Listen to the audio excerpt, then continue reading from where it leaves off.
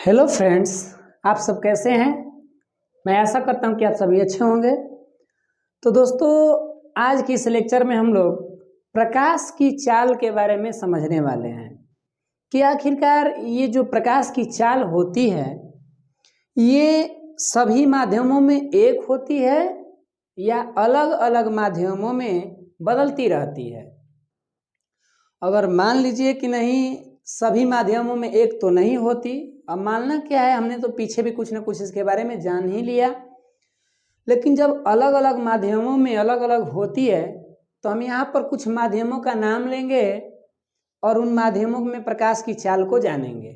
ठीक है, तो पहले हम हेडिंग डालते हैं कि हमारा आज का जो टॉपिक है जिस पर हम बात करने वाले हैं उसका नाम क्या है। तो इसका नाम हम लोग देते हैं प्रकाश की चाल। किसकी चाल हम लोग नाम देने वाले हैं? प्रकाश की चाल। अगर यूं ही हम इसे कहें तो ऐसे लिख सकते हैं, speed of light. Speed of light यानी आज हम लोग इस टॉपिक पर बात करने वाले हैं कि ये जो प्रकाश की चाल होती है, पहले तो इस पर एक ही प्रश्न बनता है कि ये सभी माध्यमों में एक जैसे क्यों नहीं होती। तो जाहिर सी बात है कि हर एक माध्यम का बनावट भैया अलग अलग होता है। जैसे मान लीजिए कि हम बात करते हैं जल, तो जल जो है और एक मान लीजिए हवा, तो कहीं ना कहीं इनके और इनकी बनावट में तो काफ़ी अंतर है। अगर हम केमिस्ट्री के दृष्टि से देखें तो ये कहीं ना कहीं इनके जो अणु होंगे काफ़ी थोड़ा निकट होंगे। किनके अपेक्षा भैया? तो हवा के अपेक्षा।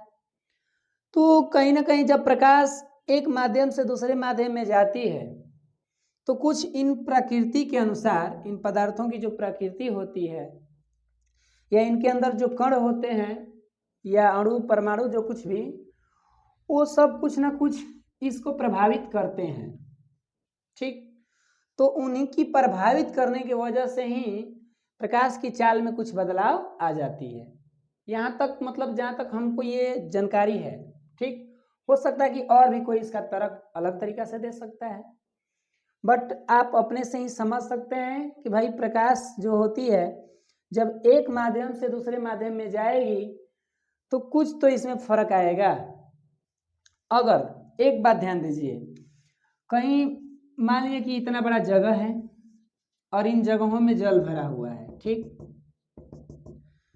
तो अब होता क्या है कि अगर इस प्रकाश को एक ही माध्यम दिया जाए, एक ही माध्यम का मतलब जल है तो जल को ही दिया जाए, जब प्रकाश इस जल में एक बिंदु से मतलब ए बिंदु से बी बिंदु तक जाएगा, फिर इसी जल के अंदर सी बिंदु तक जाएगा, तो आप बताएंगे कि इसमें प्रकाश की चाल अलग अलग होगी या सेम बराबर होगी? बताइए। तो यहाँ पर देखिए, आपको ये समझना होगा कि हमने अभी क्या कहा, हमने अभी जो बोला कि अलग अलग माध्यम होगी तो प्रकाश की चाल अलग अलग होगी। बट यहाँ पर हमारा जो अभी हमने जो चीज़ें मान लिया उसमें माध्यम ओनली फॉर क्या था? जल था। तो जाहिर सी बात है कि प्रकाश की चाल जल के ए से बी तक जाने में जिस स्पीड से गई, बी से सी तक जिस स्पीड से गई, उसमें कोई बदलाव नहीं है। बात को समझें कि अगर एक माध्यम उसको दे दिया जाए तो उस एक माध्यम में एक जगह से दूसरे जगह, दूसरे जगह से और जगहों पर जाएगी तो उसमें चाल में बदलाव नहीं होगा। तो हम इस तरह से अगर लिखना चाहें प्रकाश की चाल के बारे में, थोड़ा बहुत हम लिख लेंगे कि प्रकाश की चाल माध्यम बदलने के अनुसार बदलती रहती है। या ऐसे भी लिख सकते हैं कि भिन्न भिन्न माध्यमों में प्रकाश की चाल एक समान नहीं होती, अर्थात बदलती रहती है। जैसे जैसे हम देखते हैं, कुछ माध्यमों के नाम लिख लेते हैं और उनमें प्रकाश की जो चाल होती है उसको लिखते हैं, क्योंकि यहाँ से हमें एग्जाम में हो सकता है कि 1-2 नंबर के ऑब्जेक्टिव में पूछ सके। ठीक, तो हमने अभी ये बताया कि जो प्रकाश की चाल होती है वो भिन्न भिन्न माध्यमों में क्या होती है, एक समान नहीं होती, अर्थात बदलती रहती है। तो जरा हम देखें कुछ माध्यम और उसमें प्रकाश की चाल को कि भाई कौन कौन माध्यमों में कैसी होती है। तो एक तरफ हम लिख देते हैं माध्यम, जैसे में ही हम लिखना चाहेंगे तो टेबल एक बना लेंगे ताकि हमारा यहाँ पर जानकारी भी अच्छा से मिल जाए। तो एक तरफ लिख देते हैं माध्यम और एक तरफ लिख देते हैं प्रकाश की चाल, प्रकाश की चाल ऐसे। तो देखा जाए कि भाई माध्यम में और प्रकाश की चाल क्या क्या हो रहा है। तो पहले हम माध्यम की बात करते हैं जिसका नाम है निर्वात। क्या नाम है, निर्वात। निर्वात पे शायद हमको लग रहा है इस पर रहता है, क्या है इस पर ना, ठीक। तो निर्वात भी एक माध्यम ही होता है, किसके लिए, प्रकाश को चलने के लिए। हम ये सब माध्यम के बारे में, सघन माध्यम, विरल माध्यम, इसके बारे में पिछला लेक्चर में बात किए हैं। अगर आप पिछला लेक्चर की वीडियो नहीं देखे हैं तो आपको लिंक मिल जाएगा डिस्क्रिप्शन में, आप वहां से देख लेंगे, तब जाके आपको ये बातें और अच्छे से समझ में आएंगी। तो निर्वात में जो प्रकाश की चाल होती है ये सबसे अधिक होती है। मतलब अगर हम दो चार माध्यम का नाम लें और उनमें निर्वात जैसे माध्यम का नाम ले लें तो सबसे अधिक प्रकाश की चाल किसमें होती है, इसी में होती है। और वो इसमें होती कितना है, तो 3 × 10⁸ मीटर पर सेकेंड। कितनी होती है, तो 3 × 10⁸ मीटर पर सेकेंड होती है। अगर इसके बारे में हम थोड़ा और एक्सप्लेन करें तो कुछ इसके मात्रक को बदल कर भी बता सकते हैं।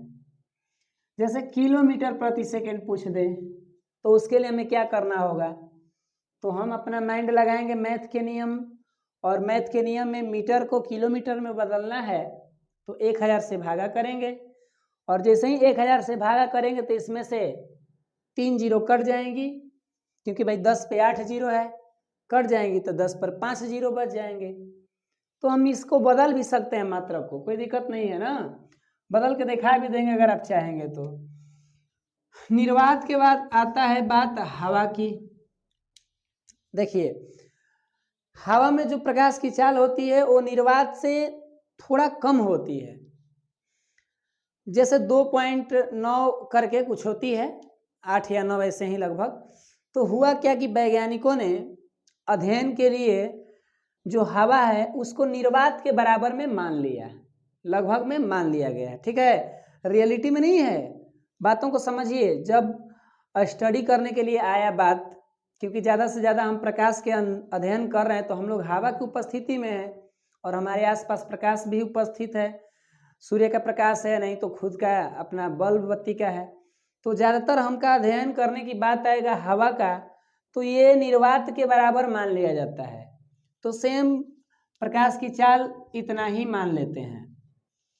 तो इस बात को ऑब्जेक्टिव में कैसे पूछ सकता है कि किन दो माध्यमों में प्रकाश की चाल बराबर होती है, तो ऑप्शन भी अपना दिया रहेगा, निर्वात हवा, निर्वात जल, हवा कांच, माने कुछ भी बना सकता है। क्वेश्चन एग्जामिनर के ऊपर डिपेंड करता है कि वो कैसे सेट करते हैं, ठीक। लेकिन हमें अपने जानकारी को जानना है कि भाई कैसे इसे समझें कि क्वेश्चन किसी भी तरीके से बनाए तो हम बता सकें, ओके। तो अब हम चलते हैं थोड़ा सा दूसरा कुछ माध्यम ले, जैसे जल ले लेते हैं।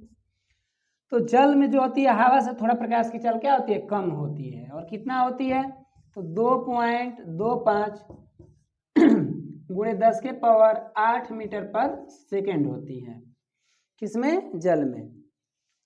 और अगली हमारा जो है ले लेते हैं कांच। कांच में जो प्रकाश की चाल होती है वो 2 × 10⁸ मीटर पर सेकेंड होती है। तो इस तरह से निर्वात में, हवा में, जल में, कांच में देख लिए। और भी बहुत से माध्यम आपको मिलेंगे, लेकिन जो हमारे लिए इम्पोर्टेंट था या वीवीआई था उसको हम समझ रहे हैं। एक नाइलॉन भी शायद कोई माध्यम है, नाइलॉन करके, ये बड़े क्लासों में या एक तरह से मिलेंगे केमिस्ट्री में। ये नाइलॉन में भी ये होता है 1.96 × 10⁸ मीटर पर सेकेंड। ये प्रकाश की चाल नायलॉन में भी होते हैं। ये भी अपने आप में प्रकाश के लिए माध्यम ही का काम करता है। ठीक, तो हमको ज़्यादातर ध्यान निर्वात, हवा, जल, कांच, इस पर बात करना है। कभी कभी कंफ्यूजन हमें क्या हो जाता है इन दोनों में, जल और कांच में, कि जल में प्रकाश की चाल अधिक होता है कि कांच में अधिक होता है। तो इसके लिए हम आपको एक ट्रिक समझाना चाहेंगे अपने माइंड से कि कैसे इसको हम कन्फर्म जानेंगे कि जल में अधिक होता है कि कांच में। तो देखिए ट्रिक से कैसे काम कर सकते हैं। जल, जल का मतलब ज्यादा, जल का मतलब ज्यादा, अपने वर्ड से समझे तो। कांच मतलब क आ रहा है तो कम। तो यहाँ से हमें पता चल गया कि अगर जल और कांच में बात करेगा तो हमारे माइंड में आ जाएगा जल ज्यादा, यानी कांच से क्या हो जाएगा, ज्यादा हो जाएगा। ट्रिक लगा सकते हैं नहीं, अरे भैया आइडिया है, रख लीजिए, काम आएगा। तो इस तरह से हम कहें तो माध्यम भी देख लिए और प्रकाश की चाल भी देख लिए। तो यहाँ तक ये बातें इनकी समाप्त हुई। अब हम थोड़ा सा चलते हैं अगले टॉपिक की तरफ, तो आप इसे अच्छे से उतार लें और तब बात करते हैं नेक्स्ट पॉइंट क्या है हम लोगों का।